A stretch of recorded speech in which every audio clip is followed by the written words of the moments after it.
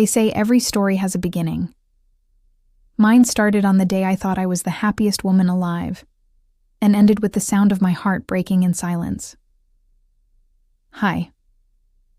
I'm Clara. If you saw me 2 years ago, you'd probably think my life was perfect.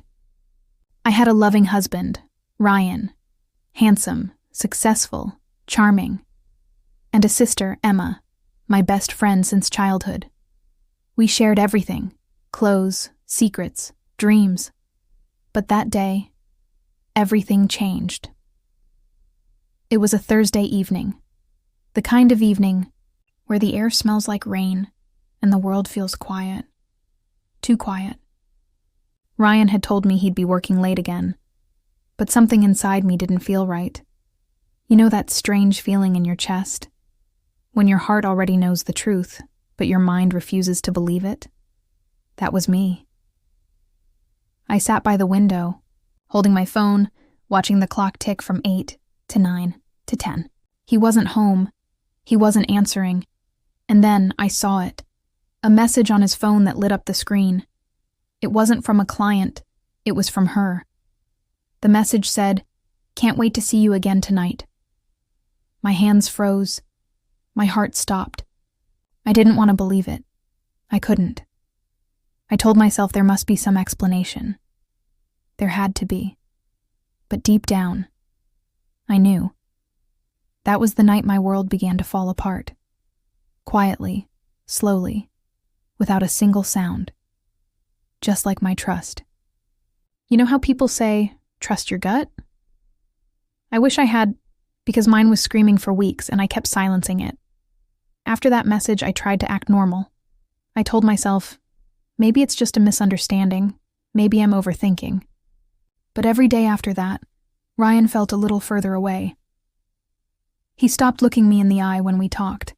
He'd pull his hand away when I tried to hold it. And every night his phone was glued to him, like a part of his body I wasn't allowed to touch. I remember one morning, I made him breakfast, just like always, his favorite, scrambled eggs with cheese and black coffee. He sat down, scrolled through his phone, and didn't even notice I'd set the table. So I asked softly, "Ryan, are you okay?" He didn't even look up. Just said, "Yeah, just tired. Don't make it a big deal." That's when I realized it wasn't work that was making him tired. It was me. A few days later, my sister Emma came over. She hugged me tightly, smiled, and said, "You look pale. Is everything fine between you two?" I wanted to tell her everything. I wanted to cry on her shoulder like I used to. But something stopped me, because lately, even she had changed. She'd visit more often, when Ryan was home. And every time she did, he'd light up in a way he hadn't for me in months. They'd laugh over old jokes, share glances I couldn't quite read. And I'd just sit there, pretending not to notice. But one evening, I caught something that still haunts me. I walked into the kitchen quietly, and before they saw me, I heard him whisper, "You're impossible. Someone's going to notice." And then, her voice, soft, familiar. "Then we'll be more careful." I froze. I didn't move, didn't breathe. The sound of my heartbeat was the only thing I could hear. I stepped back, quietly, pretending I hadn't seen or heard anything. And that night I cried for the first time. Not because I'd lost him, but because I realized I was losing myself trying to hold on. They say betrayal doesn't break you all at once. It breaks you piece by piece, until one day you wake up and you don't even recognize the person in the mirror. And that night was the first time I didn't recognize myself. Some nights, you can feel it before it happens. That cold stillness in the air, the kind that tells you, your life is about to change forever. That night was one of those. It was raining, heavy, endless rain. The kind that hits your window like tiny reminders of all the things you've ignored. Ryan had texted me earlier, working late again. Don't wait up. But I did wait, because that's what wives do, right? We wait, we trust, even when our hearts already know we shouldn't. It was past 10 p.m. when I decided to go out. I told myself I'd surprise him at work, bring him dinner, maybe remind him that I still cared. I packed a box of his favorite pasta, wore his old jacket, and drove through the rain. Halfway there, I called him. No answer. I called again. Still nothing. That's when I noticed something strange. His car wasn't parked at the office. At first, I thought maybe he took a cab. But then, I saw it. His car. Parked right outside a small motel on the edge of town. I remember gripping the steering wheel so tight my fingers went numb. I didn't want to believe it. I didn't want to know. But something inside me said, "You need to see it for yourself."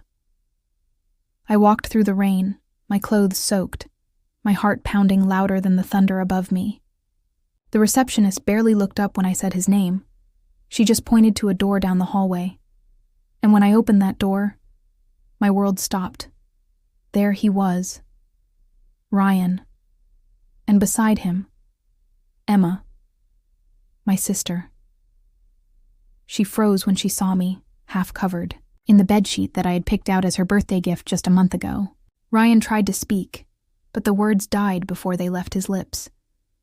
For a second, everything was silent. No rain, no thunder, no air.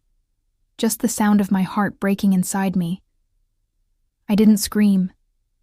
I didn't throw anything. I just stood there. Because sometimes pain doesn't explode. It sinks, quietly, deep into your bones. Finally, I whispered. I trusted you both. And I turned around, walked out of that room, and never looked back. That night, the rain washed everything away. My love, my trust, my marriage, and the last piece of my heart that believed family could never hurt you. People think the worst part of betrayal is the moment you catch them. But it's not. The real pain comes after, when everything is quiet, and you're left alone with the echoes. After that night, I didn't go home. I just drove. No direction, no destination. Just me, the road, and the sound of rain against the windshield. My phone kept buzzing, Ryan's name flashing again and again, but I didn't answer. What was left to say? By morning, I was miles away. I checked into a small guest house, somewhere no one would find me. For the first 2 days, I didn't speak to anyone. Didn't eat, didn't cry. I just stared at the ceiling and tried to understand how everything I'd built vanished overnight. People say time heals everything, but time doesn't heal. It teaches. And in those long silent hours, I learned who I really was when there was no one left to care. The first lesson? Silence is power. I stopped posting, stopped calling, stopped explaining. I let them wonder. Because sometimes disappearing is the loudest thing you can do. A week later, my best friend Lily found me. She hugged me so tightly, I finally broke down. For hours I cried. For him, for her, for the girl I used to be. And when I was done, Lily looked at me and said something I'll never forget. You can't heal in the same place that broke you. That night, I decided I wasn't going back. Not to Ryan, not to that house, not to the person I was before. I took a deep breath, opened my laptop, and started looking for jobs. Something new, something that was mine. And that's when life started changing again. It wasn't revenge yet. It was just a seed, a quiet thought that whispered, "They took everything from you, Clara. But what if one day you took it all back?" That thought was the beginning of everything. It's strange, isn't it? How the same world that breaks you still expects you to wake up and keep living. For weeks, I did nothing but survive. I'd wake up, stare at the sunlight creeping through the curtains, and wonder how a heart so broken could still beat. But slowly, painfully slowly, I started to move. I got a small job at a marketing firm in another city. No one there knew my story. No one pitied me, and that's exactly what I needed. I started over. New place, new people, new version of me. But some nights, the memories still found me. Ryan's laughter echoing in my head, Emma's voice whispering, "You look so happy, Clara." And every time I remembered, I'd remind myself, they don't deserve my tears anymore. 3 months later, something unexpected happened. During a meeting, our new investor walked in, tall, confident, and strangely familiar. His name was Mr. Bennett. When he spoke, everyone listened, including me. After the meeting, he came up to me and said, "You handled that presentation impressively. You've got potential." It was the first compliment I'd heard in months, and somehow it made me feel alive again. Days turned into weeks. I started enjoying my work, my projects, my independence, my quiet mornings. But one afternoon, while reviewing a file on a new client, my hands froze. The client's name was Ryan Harper, my ex-husband. He was struggling financially. His company had lost investors, clients, everything.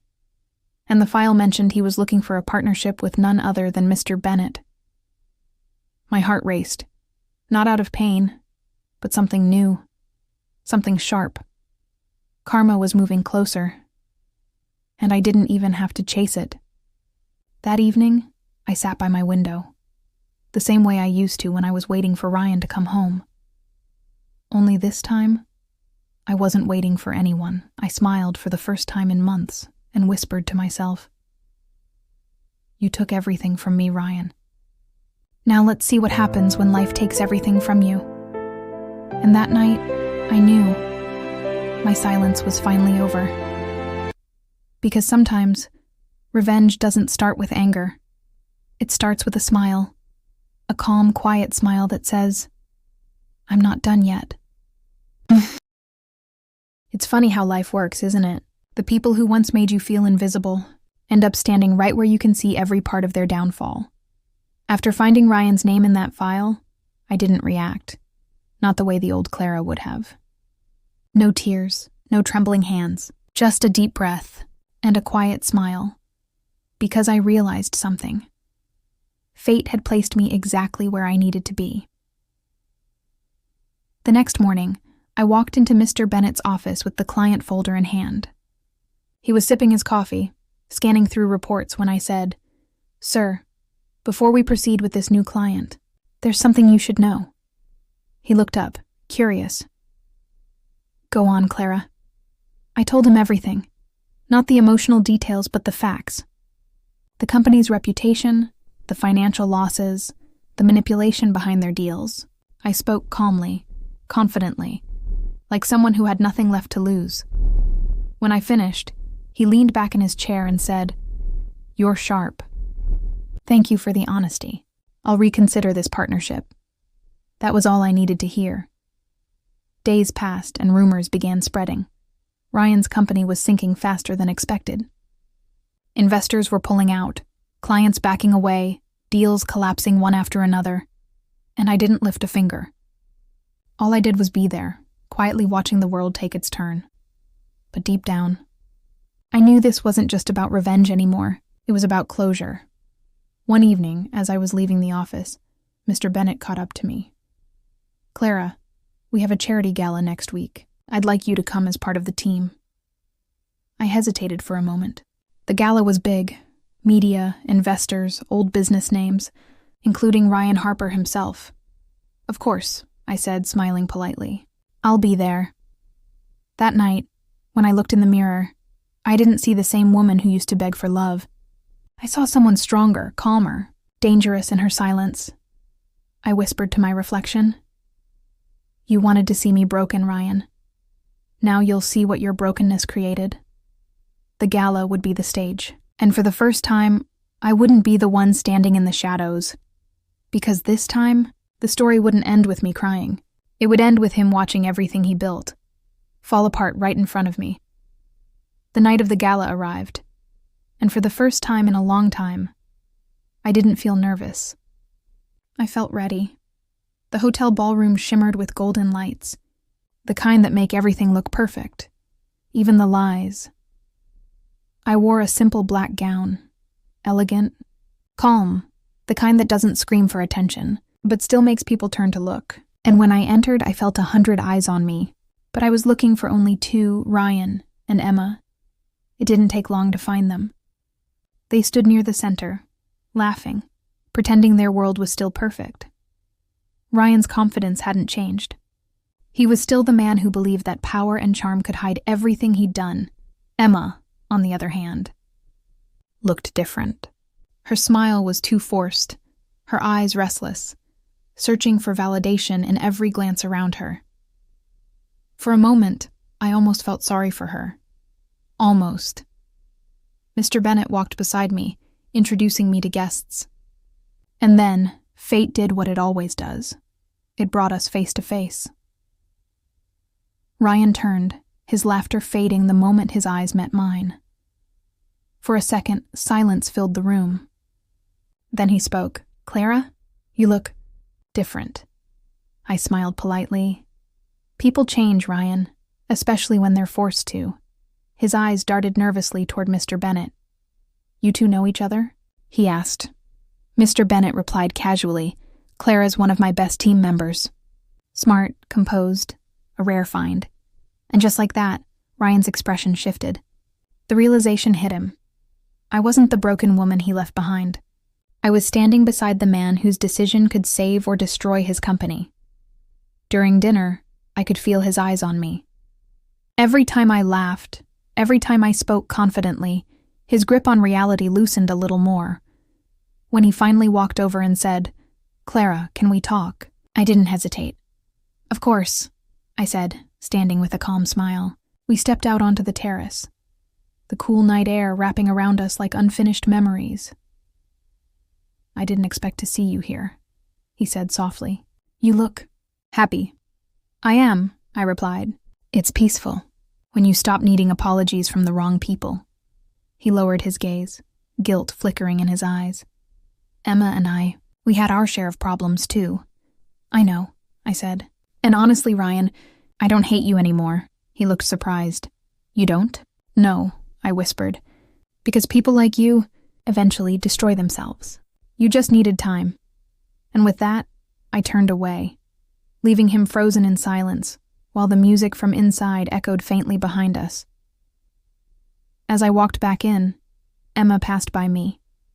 Her eyes were red, maybe from guilt, maybe from fear. But I didn't stop. I didn't need to, because revenge isn't always loud. Sometimes it's just the calm satisfaction of knowing you survived. And they didn't. That night, I went home, took off my heels, and looked at myself in the mirror. For the first time in years, I smiled without pretending. Because finally, the pain had turned into power. After the gala, things started to change. Not for me, but for them. Ryan's company had been struggling for months, but after that night, it began to crumble faster than anyone could imagine. Clients started withdrawing. Investors pulled their money, and Mr. Bennett, well, he quietly chose not to sign that deal, one by one. The walls Ryan built began to fall. At first, he tried to hold it all together. He called meetings, made promises, even tried to charm his way out. The same old Ryan. But charm can't fix betrayal. And karma doesn't answer to pride. A few weeks later, news spread that Ryan Harper & Co. was shutting down. The empire he'd built, or stolen, was gone. I found out at work one morning. Everyone was talking about it. His bankruptcy, his debts, his downfall. I didn't say a word. I just sipped my coffee and smiled softly. But the part that truly broke me was when I saw her. Emma. She came to my office one evening, eyes swollen, voice trembling. She didn't have to say anything. I already knew. He left, she whispered. Ryan. He left me. I looked at her. This woman who once called herself my sister, who took my life and wore it like a trophy. For a moment, I didn't feel anger. Just pity. I'm sorry, I said gently. But you knew who he was when you chose him. She broke down crying. And all I could think was, this was never about revenge anymore. It was about balance. Because when you hurt someone who truly loved you, life finds a way to show you what that pain feels like. After she left, I sat by the window, watching the sunset, gold fading into darkness. It was quiet, peaceful. For the first time, I didn't feel heavy anymore. Ryan had lost everything. Emma had lost him, and me, I had found myself again. You see, revenge doesn't always come in flames. Sometimes it comes quietly, in the form of peace, success, and silence. And that's the kind of revenge that lasts forever. It had been almost 6 months since the gala. Life had found a rhythm again. Quiet mornings, work that I loved, evenings filled with peace instead of pain. Sometimes I'd still think about the past, but not with tears anymore. Then one afternoon, as I was leaving the office, I saw him. Ryan, standing near the parking lot. Older, tired, and nothing like the man I once knew. His suit was wrinkled, his eyes empty, and for the first time, he looked human. Clara, he said softly, "Can we talk?" I should have walked away, but a part of me wanted to hear what he had to say, not for him, but for myself. So I nodded. We sat on a nearby bench. The silence between us felt heavy, like the ghost of everything we once were. "I lost everything," he started. "The company, the house, Emma. She left too." I didn't respond. I just listened. He rubbed his face with both hands and whispered, "You were the only one who ever cared for me, and I threw you away for nothing." For a long moment, I looked at him, the man who once shattered my world, now sitting broken in his own ruins. "You didn't throw me away, Ryan," I said quietly. "You taught me who I really am." He looked up, eyes wet. "Do you hate me?" I smiled faintly. "No, I don't have space for hate anymore." "Then, can you ever forgive me?" That question hung in the air. Forgive. Once upon a time, I would have begged for that word. But now, I finally understood something. Forgiveness isn't about the other person. It's about freeing yourself from their shadow. "I already did," I said, "a long time ago." He nodded slowly, tears falling freely now. "You deserve better, Clara." "I know," I whispered. "That's why I stopped waiting for you." As he walked away, I felt no anger, no revenge, no victory, just peace. It wasn't the ending I imagined years ago. It was better. Because sometimes, the best revenge is showing them they no longer have the power to break you. That night, I sat by my window again. The same spot where my story had once fallen apart. But this time I wasn't crying. I was smiling, because I realized life doesn't always give you what you want. It gives you what you need to become who you're meant to be. And I had finally become her. It's strange how the same heart that once broke into 1,000 pieces can still learn to love peace again. Months passed after that last meeting with Ryan. He disappeared from the city. And Emma, well, she never came back either. I don't know where life took them, but for the first time, I stopped wondering, because some stories don't need a sequel. They just need an ending. I stayed with my job at the firm, worked harder than ever, and slowly, I started helping women who had been through stories like mine. Abandonment, betrayal, heartbreak. Every time I heard their pain, I saw a reflection of the woman I once was, broken but not destroyed. I told them, "You'll heal. Not today, not tomorrow, but one day you'll look in the mirror and see strength where pain used to live. And maybe that's what healing really is. Not forgetting the story, but learning to tell it without crying." One evening, as I sat by my window, that same window where my story had begun, the sunset looked different. It wasn't the end of something anymore. It was the beginning of everything that was still to come. I whispered to myself, "Thank you for leaving." Because if Ryan hadn't left, I would have never found me. People often ask, "How did you move on?" And I tell them, I didn't move on. I grew up. I stopped waiting for closure from someone who was never capable of giving it. Closure doesn't come from them. It comes from you, the day you stop chasing their apology and start choosing your own peace. So, if anyone's listening, if you've ever been left, lied to, or broken, remember this. You don't need to destroy them to win. Just heal so beautifully that when they see you again, they realize they destroyed the only person who ever truly cared for them. My name is Clara Harper, and this was the story of how I lost everything, only to find myself again. Sometimes the most beautiful revenge is simply becoming everything they said you couldn't be.